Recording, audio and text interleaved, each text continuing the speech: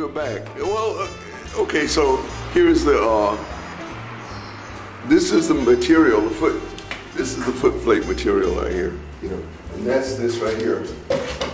It's made out of, you know, look at the this plywood. It's really, really thin. You know, this is my finger here, and see, it's pretty thin. It's 1/8. You know, it's flimsy. You know, but it can, this wide area here, it can pick up the weight, and normally we put maybe some styrofoam back in here to give that some support, and but it works pretty good. And so what we're trying to do is give you some variety and variations of things, so you're not locked into, well, it's got to be like this or it's got to be like this. We want you to experiment with some stuff. Now we're going to go to the other shoe, but we're going to come back. Oh, maybe we ought to keep on. Okay, we'll keep on. Yeah. This shoe also. This shoe is, like I said, it's relatively small, shorter compared to that shoe. Now, forward motion. We talk a little bit about forward motion. We don't want you to get into a walking step. These shoes are smooth on the backside.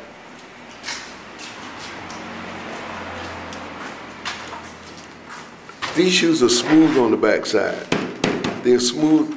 You see, it's just a rectangle, and it's smooth on the backside, and you can see that.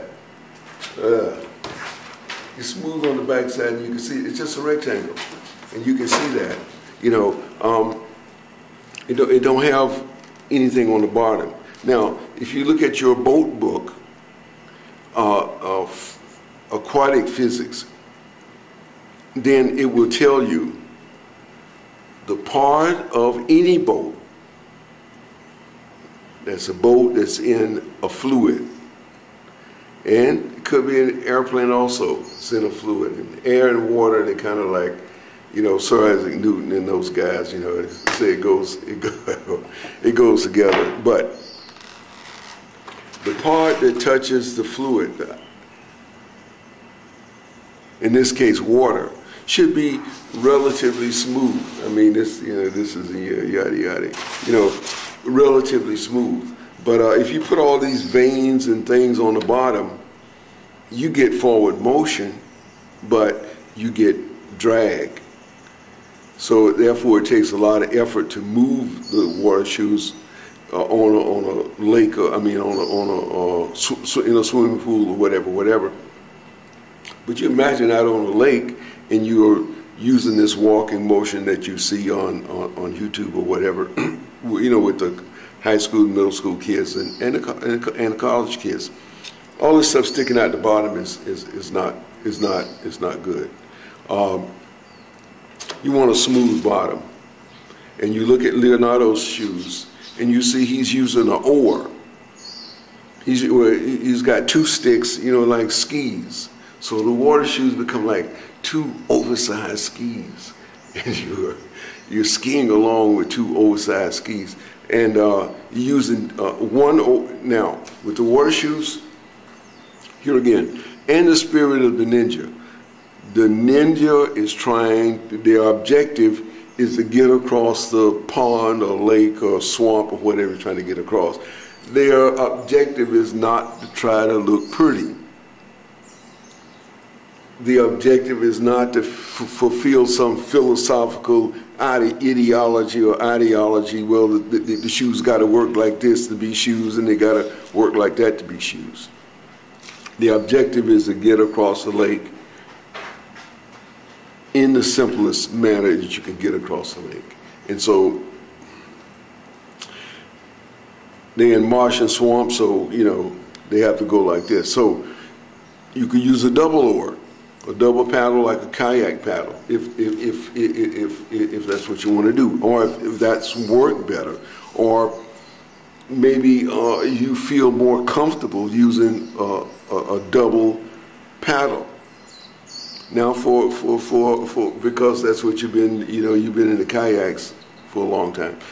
Now, the guy's been in the canoes, a single paddle. You could use a single paddle on your water shoes. You know, if you feel comfortable or you learn all kind of, fancy techniques and all kind of good stuff on your canoe and using your paddle, then use a paddle on your water shoes. We developed some other kind of paddles and all kind of oars and all kind of things. But what's comfortable to you? And we think a single oar is good. A single oar is good. It takes time to work it. But if you look at some of the canoe films, some of the you could see how to work the single oar, and they got films on the double oars, and you see how they work the double oars, how they hold them and fold them and use them and this and that and all this kind of stuff, and then you can apply that to your water shoes. A lot of this stuff, like we said, is kind of new, and so, but because it's a small boat, it can be adapted to and applied to the water shoes. And for the buffs, we realize that the Eskimo and the American Indian is of Asian origin. They came across the Bering Straits or some other little place that came across Alaska and down through Canada. So they brought their knowledge and all this stuff with them. So the idea of the raft, which is almost, associated with almost all of the indigenous folks, it's just a split raft.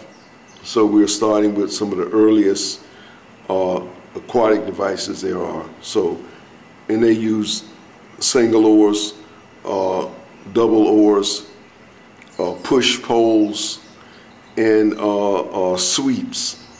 And of course, if you're going a long ways, that's 3 longs, then you could use, you could put a sail or something on these shoes. And we're going to come right back because we're running over 5 minutes, so we're going to come right back. I mean, we can go over 5 minutes, but we like to keep it down to 2.5, 3 minutes, something like that, because it works better.